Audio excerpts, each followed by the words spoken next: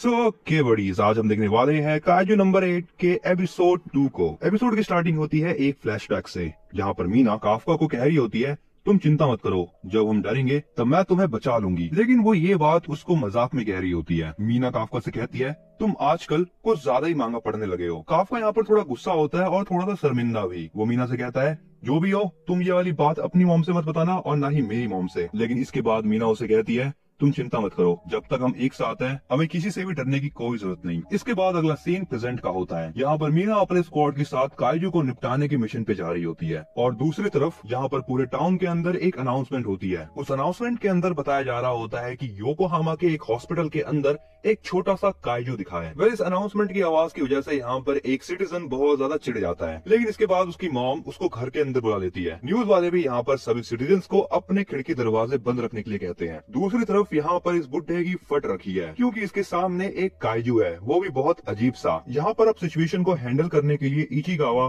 Kafka को कहता है, सेनपाई इसको स्माइल करके दिखाओ। काफका भी यहाँ पर ऐसी स्माइल करता है कि उसको देखकर किसी के भी भुंड से आत्मा बाहर आ जाए। और सेम हालत यहाँ पर इस बुड्ढे की भी होती है। यहाँ पर काफका उस बुड्ढे के पास जाता है उसके हाल चाल जानने के लिए, लेकिन जैसे ही वो दीवार के ऊपर अपना हाथ रखता है वो दीवार पूरी की पूरी टूट जाती है। इसका मतलब ये है कि अब काफका के पास इनक्रेडिबल स्ट्रेंथ आ चुकी है। और ये चीज देखकर काफका तो डरता ही है, साथ ही साथ इचिगावा भी डर जाता है। काफका को यहाँ पर भरोसा नहीं होता कि उसने ऐसा कैसे कर दिया, क्योंकि ऐसी चीजें तो बस बड़े बड़े काइजू कर सकते हैं। अब इन अजीबोगरीब सी आवाजों को सुनकर बाकी पेशेंट भी अपने अपने रूम से बाहर आते हैं और आसपास देखने लगते हैं। दूसरी तरफ यहाँ पर इचिगावा काफका को बताता है कि डिफेंस फोर्सेस बस कुछ ही देर में यहाँ पर आती ही होंगी। लेकिन काफका यहाँ से निकलने की सोचता है क्योंकि उसे लगता है कि अगर वो कुछ देर और यहाँ पर रहा तो सिचुएशन और खराब हो सकती है। अब जैसे यहाँ पर काफका बाहर निकलने के लिए खिड़की खोलता है, तभी उस खिड़की के साथ साथ ये पूरी की पूरी दीवार भी हट जाती है। काफका भी इस चीज को देखता है और हैरान हो जाता है, लेकिन इस बार वो थोड़ा खुश होता है और वो कहता है, ये मेरी बॉडी के साथ क्या हो रहा है। यहाँ पर रूम के बाहर जितने भी पेशेंट थे वो काइजू को देखकर डर जाते हैं और इस चीज को देखते हुए यहाँ पर इचिगावा और काफका दोनों ही वहाँ से कूद जाते हैं। दूसरी तरफ यहाँ पर डिफेंस फोर्सेस वालों को ये खबर मिल जाती है कि योकोहामा हॉस्पिटल से काइजू भाग चुका है और अब वो एक खाली जगह पर जा रहा है। इचिगावा यहाँ पर भागते भागते सोच रहा होता है कि आखिर ये सब कुछ चल क्या रहा है,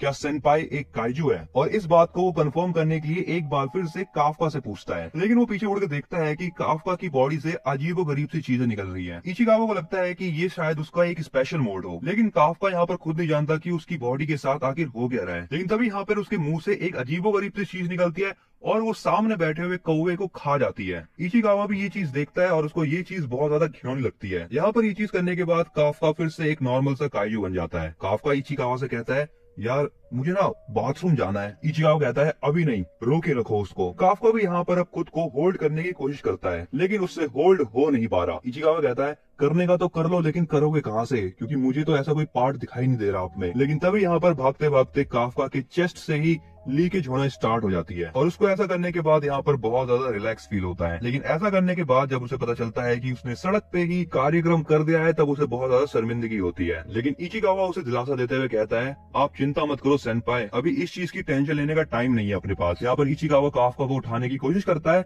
लेकिन वो काफका को हिला भी नहीं पाता। अब काफका यहाँ पर इचिगावा से कहता है, क्या मैं ऐसा बनने के बाद डिफेंस फोर्सेस को ज्वाइन कर पाऊंगा। इचिगावा कहता है, आप ये कैसी बातें कर रहे हो, आप बिल्कुल ज्वाइन नहीं कर पाओगे। आप जो चीज अभी बन रखे हो उन्हीं चीजों से बचाने के लिए डिफेंस फोर्सेस है। और ये बात सुनने के बाद यहाँ पर काफका को रियलाइज होता है कि अब वो कभी भी डिफेंस फोर्सेस को ज्वाइन नहीं कर पाएगा। और वो मीना के बारे में सोचते हुए कहता है, जब मैंने दोबारा ट्राई करने की सोची तब मेरे साथ ये हो गया। तभी इचिगावा यहाँ पर एक जगह ढूंढता है और वो काफका से कहता है, अगर हम यहाँ पर एक बार छुप गए तो हमें कोई भी नहीं ढूंढ पाएगा। लेकिन काफका को यहाँ पर अजीबोगरीब सी आवाजें आती हैं। इचिगावा को यहाँ पर लगता है कि ये आवाजें डिफेंस फोर्सेस की है। काफका कहता है, नहीं ये उनकी नहीं है, ये आवाज जमीन के अंदर से आ रही है और ये आवाज होती है एक काइजू की। एंड इसी के साथ यहाँ पर टाउन के दूसरी तरफ एक काइजू अटैक कर देता है। जैसे ही ये बात डिफेंस फोर्सेस वालों को पता चलती है, वो अपनी डायरेक्शन बदल लेते हैं और वो उस जगह पर जाते हैं जहाँ पर नया काइजू अपीयर हुआ है। और एक दूसरी टीम यहाँ पर काफका वाले काइजू के पास जा रही होती है। काफका इचिगावा को बताता है कि अभी जिस काइजू ने अटैक किया है ये उसी टाइप का काइजू है जिसने हमारे ऊपर अटैक किया था। इचिगावा यहाँ पर ये बात समझ नहीं पाता कि काफका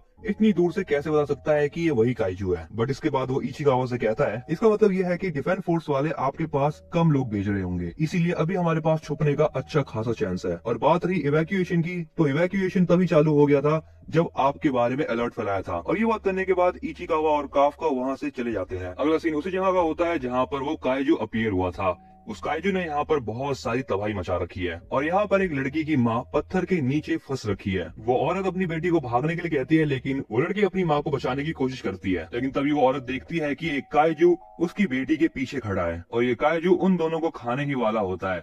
लेकिन तभी यहाँ पर काफ्का आके अपने एक पंच से उस काइजू की ऐसी की तैसी कर देता है। काफ्का का ये पंच इतना जोरदार होता है कि वो काइजू बहुत दूर जाके गिरता है और इस चीज से ये दोनों माँ बेटी बच जाते हैं। काफ्का को भी यहाँ पर पता चल जाता है कि वो बहुत ज्यादा स्ट्रांग हो चुका है। यहाँ पर काफ्का उस लड़की की मदद करने की कोशिश कर रहा होता है, लेकिन वो लड़की काफ्का को देखकर डर रही होती है। इसीलिए अब काफ्का उस लड़की को हंसाने की कोशिश करता है, लेकिन वो लड़की उसे देखकर और भी डर जाती है। तभी यहाँ पर इचिकावा आ जाता है और सिचुएशन को संभाल लेता है। अब यहाँ पर ये दोनों मिलकर उस औरत को बचा लेते हैं। इचिकावा उस लड़की को समझा देता है कि तुम्हारी मॉम बस बेहोश हो रखी है और बाकी ये सही है। तभी यहाँ पर वो काइजू दोबारा से इनके पीछे आगे खड़ा हो जाता है। उस काइजू को देखने के बाद काफ्का इचिकावा से कहता है, इन दोनों को यहाँ से लेके चले जाओ। इचिकावा काफ्का से कहता है, आप क्या करने वाले हो? जिस पर काफ्का कहता है, मुझसे जितना हार्ड हो सकता है मैं उतना हार्ड इसे पंच करने की कोशिश करूंगा। इचिकावा वहाँ से चला जाता है और यहाँ पर काफ्का पंच करने के लिए रेडी है। यहाँ पर काफ्का की बॉडी से बहुत सारी इलेक्ट्रिसिटी निकल रही है, यहाँ तक कि उसके पंच में तो और भी ज्यादा इलेक्ट्रिसिटी होती है और ये पंच यहाँ पर इतना ज्यादा खतरनाक होता है कि वो काइजू बस एक पंच के अंदर ही समाप्त हो जाता है। काफ्का भी यहाँ पर ये चीज देखकर खुद ही हैरान हो जाता है। ये लड़की यहाँ पर काफ्का को ऐसी हालत में देखकर अब डर रही होती है, इसीलिए काफ्का इस लड़की के पास आकर कहता है, डिफेंस फोर्स यहाँ पर आने ही वाली होंगी और मैं यहाँ से जा रहा हूँ। काफ्का यहाँ से जा ही रहा होता है, लेकिन वो लड़की मिस्टर काइजू कह के उसको रोक लेती है और वो उसको रोकने के बाद थैंक यू कहती है। उस लड़की के मुंह से थैंक यू सुनने के बाद यहाँ पर काफ्का को मीना के साथ बिताया हुआ टाइम याद आने लगता है। इचिकावा काफ्का को कहता है, हमें यहाँ से निकलना पड़ेगा इससे पहले कि यहाँ पर कोई आ जाए, लेकिन काफ्का कहता है, मैं पीछे नहीं हटने वाला। जैसा कि मैंने कहा था कि मैं मीना के साथ हमेशा खड़ा रहूंगा। अब यहाँ पर मीना और उसके स्क्वाड वाले यहाँ पर आके देखते हैं कि जिस काइजू को वो मारने के लिए आए थे वो काइजू पहले ही मारा जा चुका है और वहाँ की हालत देखने के बाद वो लोग कहते हैं, आखिर ये सब कुछ हुआ क्या? डिफेंस फोर्स वाले इस लड़की की मॉम को हॉस्पिटल ले जाते हैं। तभी यहाँ पर मीना आके इस लड़की से कहती है, क्या तुम मुझे उस काइजू के बारे में कुछ बता सकती हो? लेकिन यहाँ पर ये लड़की काफी ज्यादा डरी होती है और वो कुछ कह नहीं पाती। उस लड़की को ऐसी हालत में देखकर मीना कहती है, तुम चिंता मत करो, मैं सारे के सारे काइजूस को मार दूंगी। वो लड़की कहती है, अच्छा ऐसी बात है, लेकिन आप मुझसे प्रॉमिस करो कि आप अच्छे काइजू को नहीं मारोगी जिसने मेरी मॉम को बचाया। इस लड़की की बातों को सुनने के बाद मीना हैरान हो जाती है। अगले सीन में यहाँ पर न्यूज वाले एक काइजू की फोटो दिखा रहे होते हैं और वो बताते हैं डिफेंस फोर्स वालों ने इस काइजू को काइजू नंबर 8 का कोड नेम दिया है और पूरी डिफेंस फोर्स इस काइजू नंबर 8 को ढूंढने में लगी हुई है। ये सारी की सारी न्यूज बैठकर यहाँ पर काफ्का के कलीग्स भी सुन रहे होते हैं। तभी यहाँ पर इचिकावा भी आ जाता है और वो किसी से कुछ कहता भी नहीं है। इचिकावा यहाँ पर बताता है कि उस वाले हादसे को हुए अभी 3 महीने बीत चुके हैं और काफ्का इकलौता ऐसा काइजू है जो अभी तक डिफेंस फोर्स वालों से बचा हुआ है। वैसे देखें तो इस पूरे देश का हर एक डिफेंस फोर्स ऑफिसर उसको ढूंढने में लगा हुआ है। तभी यहाँ पर एक आदमी इचिकावा को कहता है, तुम्हारा और काफ्का का मेल आया हुआ है। काफ्का पहले ही जॉब पे जा चुका है तो तुम उसका मेल रख लेना। तभी यहाँ पर काफ्का का एक कलीग बताता है कि ये जो मेल है ये काफ्का के एग्जाम से रिलेटेड है और काफ्का ये एग्जाम हर साल देता है। इचिकावा यहाँ पर अपने मेल को पढ़ता है और वो देखता है कि उसने फर्स्ट राउंड को पार कर लिया है। इस बात पर उसके कलीग्स उसे कॉन्ग्रेचुलेट भी करते हैं। तुम चाहो तो मैं काफ्का का मेल उसे दे सकता हूँ, लेकिन इचिकावा यहाँ पर इस बात पर मना कर देता है और वो जैसे ही बाहर आकर उस मेल को पढ़ता है वो उस चीज को देखकर बहुत ज्यादा खुश हो जाता है और वो वहाँ से सीधा भाग जाता है। खिड़की से कलीग्स भी ये सारी चीजें देख रहे होते हैं और वो कहते हैं,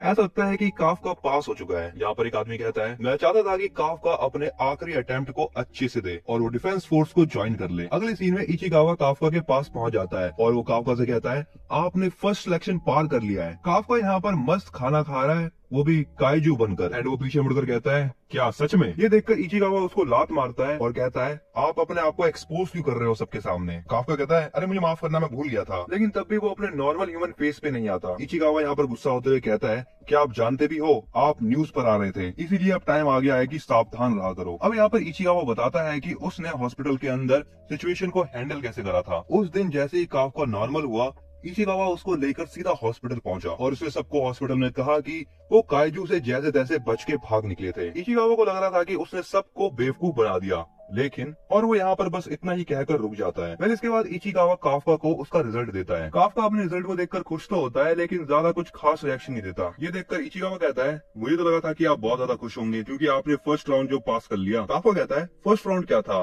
मैं तो सेकंड राउंड में फेल होता हूँ। इचिकावा कहता है, चलो ये सब कुछ तो ठीक है, लेकिन आप ऐसी बॉडी के साथ सेकंड राउंड कैसे दोगे? इस पर काफका कहता है तुम चिंता मत करो, मैं कर लूंगा और कोई भी नहीं पहचानेगा। इस पर इचिगावा कहता है मुझे तो लगता है कि आप किसी को बेवकूफ बना पाओगे। इचिगावा बताता है कि फर्स्ट राउंड के अंदर तो बस रिटन टेस्ट होता है, लेकिन सेकंड राउंड के अंदर बहुत सारे ऑफिसर्स आपको देखते हैं और अगर उन्हें पता चलेगा तो वो आपको उसी समय उड़ा देंगे। लेकिन इन सारी बातों के पता होने के बाद भी यहाँ पर काफका टेस्ट देने के लिए तैयार होता है। काफका कहता है कि वो 3 महीने से नॉर्मल होने का बहुत ट्राई कर रहा है और वैसे भी अब वो 32 साल का हो चुका है, तो अब उसका लास्ट चांस है पेपर देने का। चलो जो भी हो आपकी मर्जी, लेकिन आपको कुछ हुआ ना तब भी मैं ड्रॉप आउट नहीं करूंगा और अगर हम ये चीज कर रहे हैं तो हम राइवल्स की तरह करेंगे। इस पर काफका स्माइल करता है और अपनी बोतल खोलने की ट्राई करता है, लेकिन उससे बोतल खुलती नहीं है। इसीलिए अब वो बोतल को खोलने के लिए काइजू वाली पावर्स का इस्तेमाल करता है। ये देखकर इचिगावा कहता है मैंने आपसे कहा ना आप इस एग्जाम को दो ही मत। इसके बाद इचिगावा काफका को कहता है कुछ देर में यहाँ पर सभी लोग आते होंगे, इसीलिए नॉर्मल हो जाओ। और ये कहने के बाद वो वहाँ से चले जाता है। यहाँ पर अब काफका लेटे लेटे सोच रहा होता है कि अगर इचिगावा एग्जाम को पास कर गया और मैं नहीं कर पाया तो मैं उसका सेनपाई कैसे बन पाऊंगा। सो अब वो डिसाइड करता है कि वो एग्जाम को पास करके ही रहेगा। इसके बाद अगला सीन 10 दिन बाद का होता है। यहाँ पर सभी लोग सेकंड राउंड का टेस्ट देने आए होते हैं। इचिगावा और काफका भी यहाँ पर पहुंच जाते हैं। इचिगावा यहाँ पर डिफेंस फोर्स वालों का बेस देखकर चौंक जाता है, क्योंकि वो बेस काफी बड़ा होता है। इचिगावा ये भी कहता है कि ये वाला बेस कुमागाया बेस से ज्यादा बड़ा है और अगर आप यहाँ पर 1 सेकंड के लिए भी ट्रांसफॉर्म हो गए तो ये बिना वक्त गवाए आपको वही मार डालेंगे। तभी यहाँ पर हमें और भी कैंडिडेट सिखाए जाते हैं जो कि यहाँ पर सेकंड राउंड का एग्जाम देने आए होते हैं। काफका इन सभी को देखकर कहता है ये डरने का समय नहीं है, चलो एग्जाम को फोड़ के आएंगे। तभी यहाँ पर एक लड़की काफका के पीछे आके उससे कहती है बूढ़े अंकल। लेकिन काफका यहाँ पर पहले उस पर ध्यान नहीं देता। इसके बाद ये लड़की काफका की तरफ देखकर कहती है आप मेरे ऊपर ध्यान क्यों नहीं दे रहे हो बूढ़े अंकल? काफका उस लड़की से कहता है मैं बस 32 साल का हूँ और तुम मुझे बूढ़ा अंकल कह रही हो। मैं इतना बूढ़ा भी नहीं हूँ कि तुम मुझे बूढ़े अंकल कहो। लड़की कहती है आप 32 साल के हो, इसका मतलब आप बूढ़े ही हुए ना। इस बात पर इचिगावा भी उसका सपोर्ट करता है। ये लड़की काफका से कहती है ये जो आपकी ये घटिया सी कार है ना, इसको हटा लो क्योंकि मुझे अपनी कार पार्क करनी है। काफका उसको कहता है कि यहाँ पर और भी जगहें हैं, लेकिन लड़की कहती है कि उसको अपनी गाड़ी यहीं पर पार्क करनी है। वो लड़की रीजन बताते हुए कहती है कि उसका लकी नंबर है 55 और जो पार्किंग लॉट का नंबर है वो भी 55 है। अब काफका को यहाँ पर इतनी ज्यादा फालतू बात सुनकर और भी गुस्सा आता है और वो कहता है आखिर इस बच्चे की दिक्कत क्या है? काफका उस लड़की से कहता है अगर तुम्हें ज्यादा ही प्रॉब्लम है तो मैं तुम्हें एक सबक सिखाता हूँ। अब यहाँ पर ये लड़की अपने कपड़े उतारने लगती है। काफका कहता है ये तुम क्या कर रही हो, ये करना बंद करो। लेकिन हमें पता चलता है कि इस लड़की ने यहाँ पर एक अलग ही टाइप का सूट पहन रखा है अंदर, जिसकी वजह से ये काफी ज्यादा पावरफुल बन जाती है और इसी सूट की स्ट्रेंथ की वजह से वो काफका की पूरी कार एक हाथ से उठा लेती है। ये देखने के बाद इचिगावा और काफका दोनों हैरान हो जाते हैं। फिर इसके बाद अब यहाँ पर ये लड़की काफका की कार को फेंक देती है। काफका कहता है ये तुम क्या कर रही हो, ये मेरी कंपनी की कार थी। यहाँ पर ये लड़की अपना नाम बताती है शिनोमिया किकोरू और वो अपनी हॉबी बताते हुए कहती है कि मेरी हॉबी है काइजू को मारना। इसके बाद वो काफका के पास जाकर उसको स्मेल करती है एंड वो काफका से कहती है आपके अंदर से काइजू जैसी स्मेल क्यों आ रही है। और इसी के साथ बड़ी यहाँ पर ये वाला एपिसोड होता है एंड। ये वाली वीडियो तुम्हें कैसी लगी इस बारे में तो मुझे कमेंट के अंदर बताना। इस वीडियो को लाइक कर दो और चैनल पे नए हो तो चैनल को सब्सक्राइब करना बिल्कुल ही मत भूलना ऐसे ही तगड़े एनीमे कंटेंट को देखने के लिए।